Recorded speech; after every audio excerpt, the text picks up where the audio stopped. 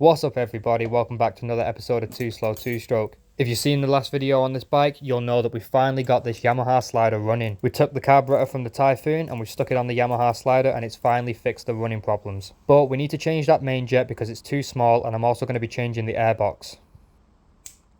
And I just love that sound when that screw finally breaks loose. So I'm just taking the float bowl off the bottom of the carburetor so we can change that main jet for something that's going to give the bike a little bit more fuel. So here you can see that the main jet is a size 70. And by now, as you can imagine, doing this kind of work, I have quite a lot of different jets to choose from. So we're going to try a 98 size jet. So I think what I'm going to have to start doing soon is running some temperature gauges on these bikes because they have no temperature gauge, and if you can find out how hot your engine's getting, it will really help you fine tune the fueling on the carburetor. And I'll explain all that in another video, but for now I'm putting this Polini air filter onto the carburetor because the old airbox was just a nightmare to get onto the carb.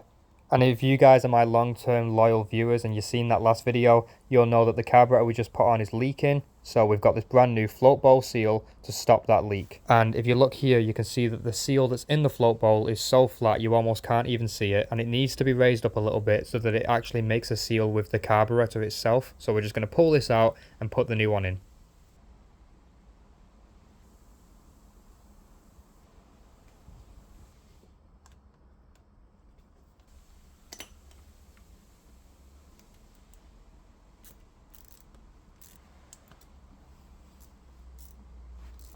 Alright, and that's it. She's looking good and she's ready to rip. Now we just need to get the bike started and go out for a test ride.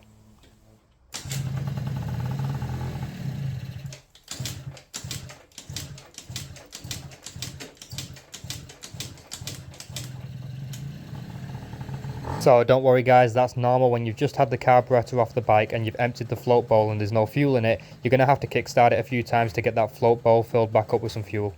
And guys, forgive me for this terrible footage, but it's the first time I've done this. It's an old phone just in a little phone mount on the handlebars.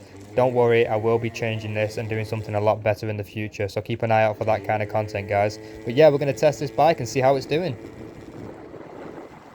And I can tell you now guys, it was absolutely ripping. The bike was going pretty fast considering it's quite stock. So I think we're good to go. This bike is now ready to be on the road.